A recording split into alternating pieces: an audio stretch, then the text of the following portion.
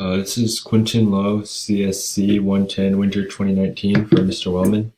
And this is homework 7, exercise 11.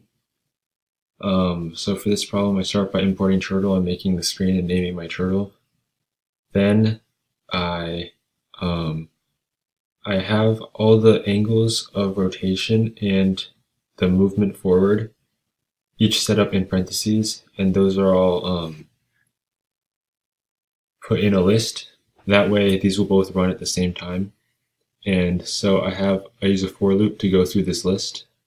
And so I have the first one being the angle that's turned and the second one being the steps moved forward.